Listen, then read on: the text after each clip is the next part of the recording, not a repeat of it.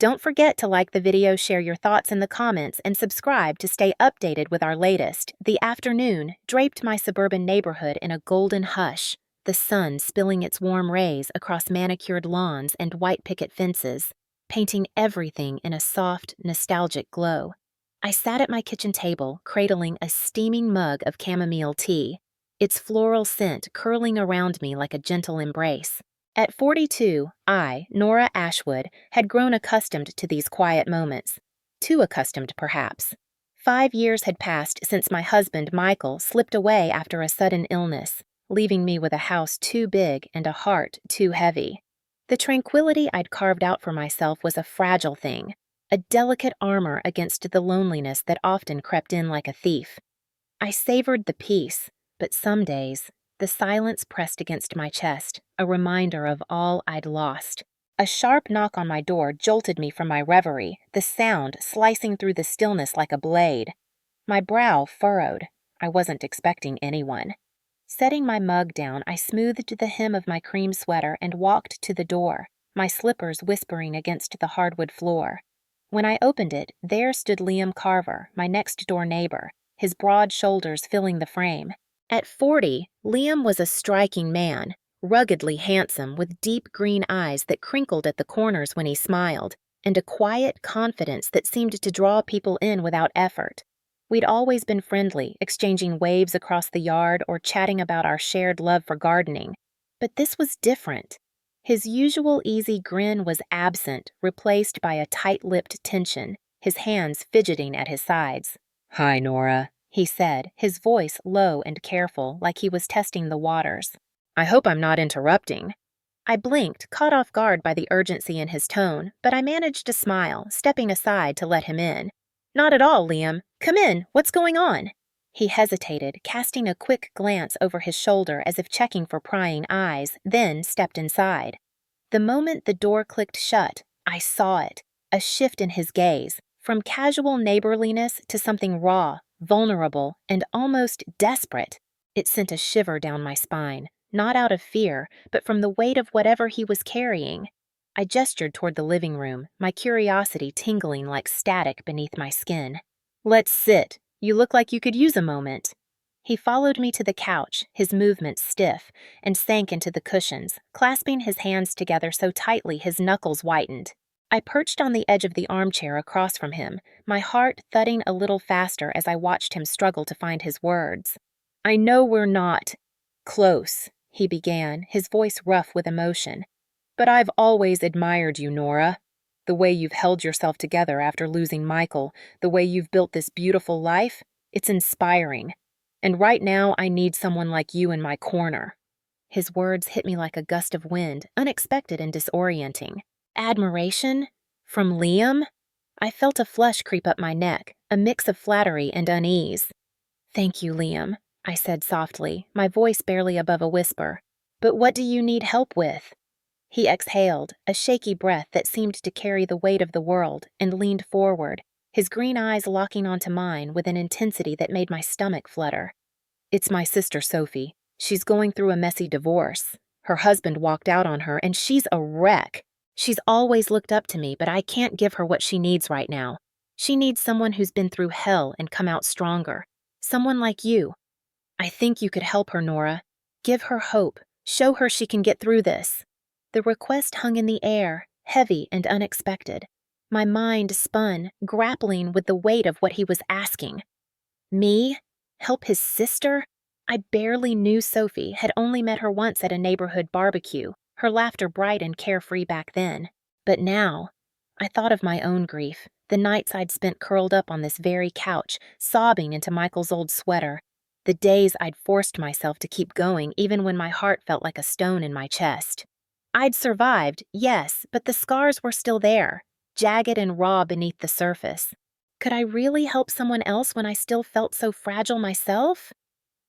I don't know if I'm the right person," I admitted, my voice trembling as I looked down at my hands, twisting them in my lap. "I've been through a lot, but it still hurts, Liam. I'm not sure I'm strong enough to guide someone else." He leaned closer, his voice softening, a quiet plea woven into every word. "You don't see it, do you? You're a survivor, Nora. You've turned your pain into something beautiful. Your garden, your home, the way you carry yourself. Sophie needs that kind of strength. I wouldn't ask if I didn't think you could make a difference. His faith in me was disarming, piercing through the walls I'd built around my heart. I wanted to say yes, to be the person he saw in me, but fear coiled in my chest like a snake. What if I let Sophie down? What if I let him down? And deeper still, a quieter fear whispered, what if opening my heart to this, to him, left me vulnerable again? I'd lost Michael, the love of my life, and the pain had nearly broken me. I couldn't survive that kind of hurt again. But as I met Liam's gaze, saw the hope flickering in his eyes, I felt something shift inside me, a spark of courage, faint but undeniable. I'll meet her, I said finally, my voice steadier than I felt. If you think I can help, I'll do what I can. The relief that washed over his face was like sunlight breaking through clouds, warm and radiant. Thank you, Nora, he breathed, his voice thick with gratitude. You have no idea how much this means to me. Over the next few days, we arranged for Sophie to visit my home. Liam became a frequent presence, stopping by with updates or just to chat, his visits a bright spot in my otherwise predictable routine. We'd sit on my porch, the late afternoon sun casting long shadows across the lawn, sharing stories over glasses of lemonade. He told me about his childhood with Sophie, his work as a landscaper, his dreams of traveling the world someday. I found myself opening up too, about Michael, about the garden I'd planted to honor his memory, about the quiet ache that still lingered in my chest. With every conversation, I felt the walls around my heart crumbling, brick by brick, and it terrified me. One evening, as we watched the sunset paint the sky in shades of peach and lavender, Liam turned to me, his green eyes glowing with an intensity that made my breath catch.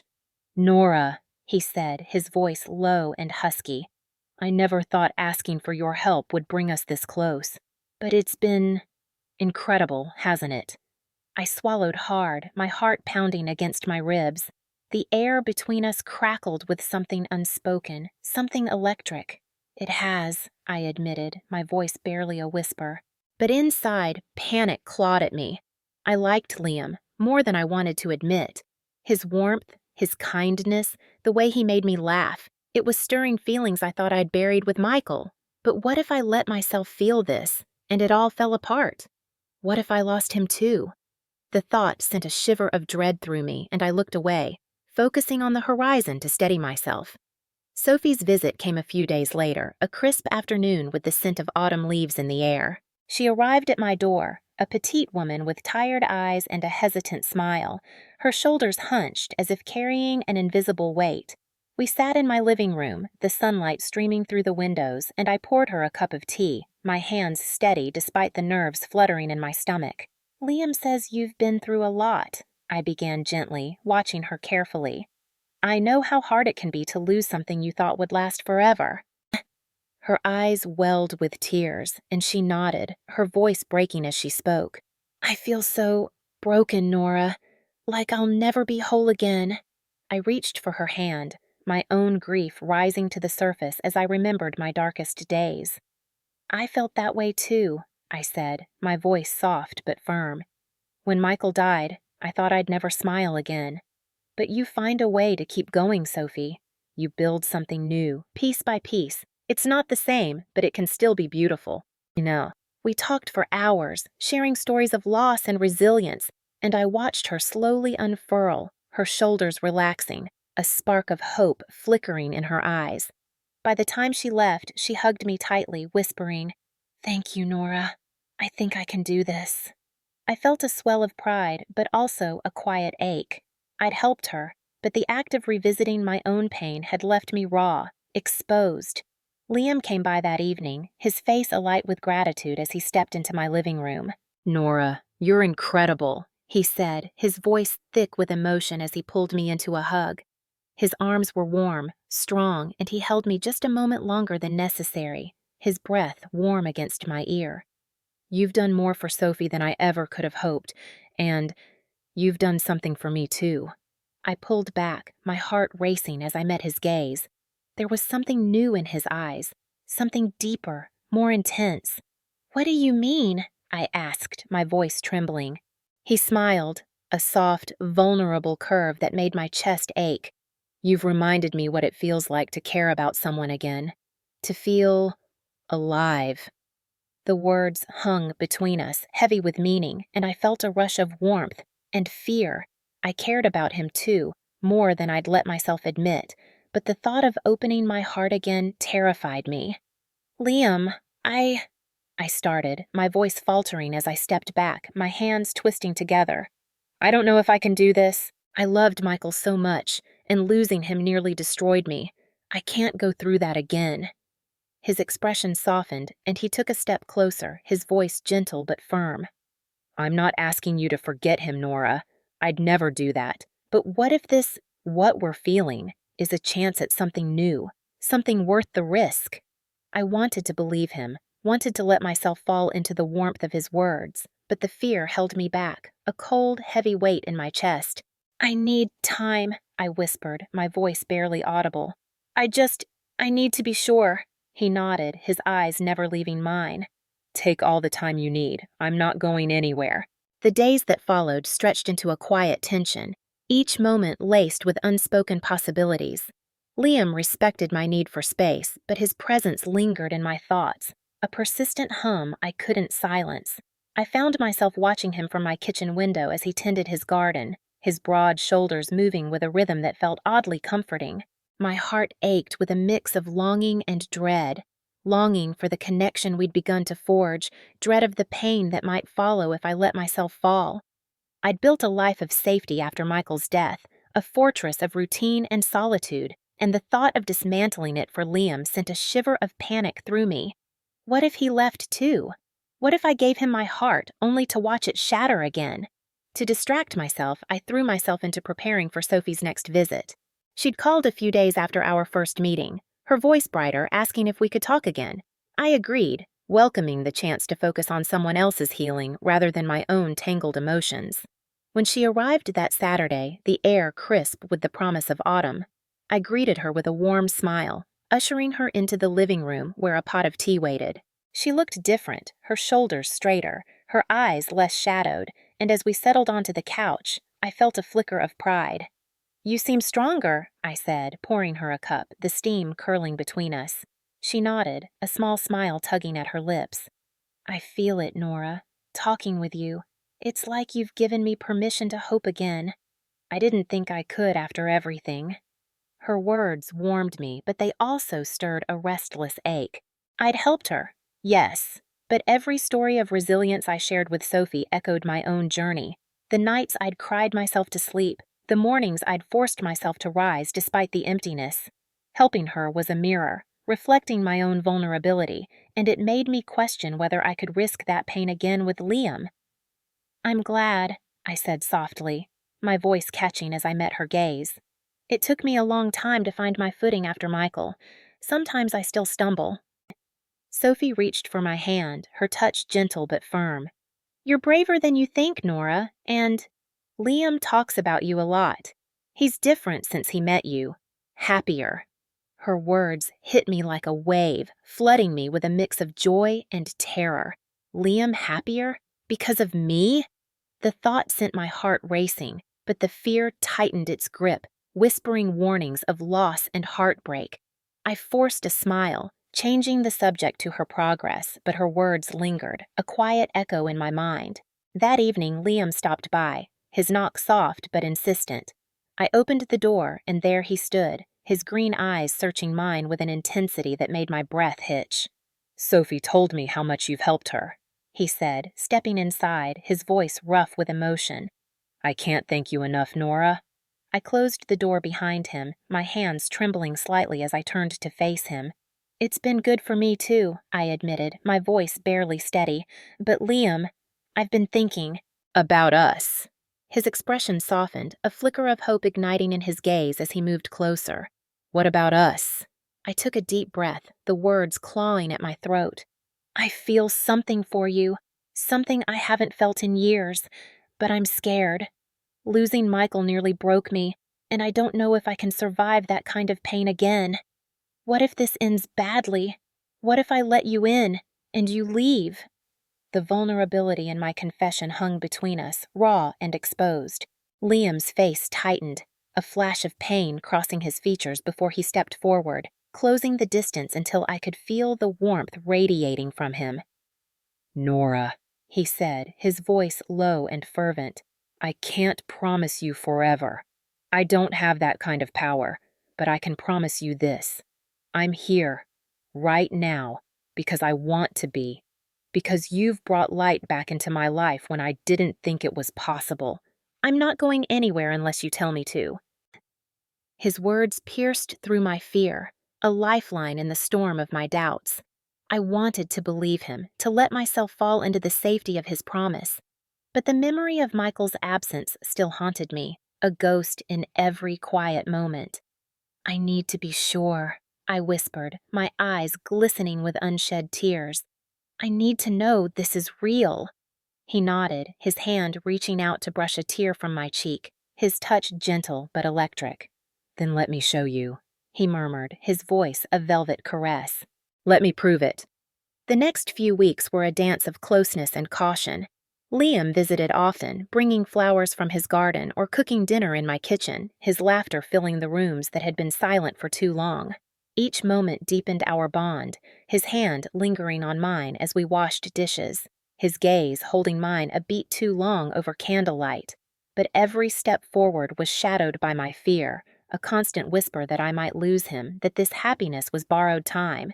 One rainy evening, as thunder rumbled outside, Liam arrived with a bottle of wine, his hair damp and his shirt clinging to his chest. We sat by the fireplace, the crackling flames casting a golden glow over his features. Sophie had called earlier, her voice buoyant as she shared news of a new job, and the relief in Liam's eyes was palpable. "You've changed her life, Nora," he said, pouring us each a glass, his voice thick with gratitude. "And mine." I took the glass, my fingers brushing his, and the contact sent a jolt through me. "I've changed too," I admitted, my voice trembling with a mix of fear and longing. "You've made me feel alive again, Liam, but it scares me. Every day, I'm terrified of losing you." He set his glass down and moved closer, his hand cupping my face, his thumb tracing my jawline with a tenderness that made my heart ache. "I'm scared too," he confessed, his breath warm against my skin. "But I'd rather face that fear with you than live without this. Without us." The sincerity in his words unraveled me, and I leaned into his touch, my resolve crumbling. "Then stay," I whispered, my voice breaking with emotion. "Stay with me." His eyes darkened with a quiet intensity, and he closed the distance between us, his lips brushing mine in a kiss that was tentative at first, then deepened with a hunger that sent heat coursing through me. His hands slid to my waist, pulling me closer, and I melted into him, my fears dissolving in the warmth of his embrace. The kiss was a promise, fierce, desperate, yet tender, igniting a spark that had been dormant for years. We pulled back, breathless, our foreheads resting together, the rain a soft symphony outside. "I'm not going anywhere," he murmured, his voice husky with emotion, his fingers threading through my hair. "Not unless you push me away." I smiled, a shaky, radiant thing, and pressed my lips to his again, this time with a boldness that surprised me. The kiss lingered, a slow burn of passion tempered by the tenderness we'd built, a dance of trust and desire that left us both trembling.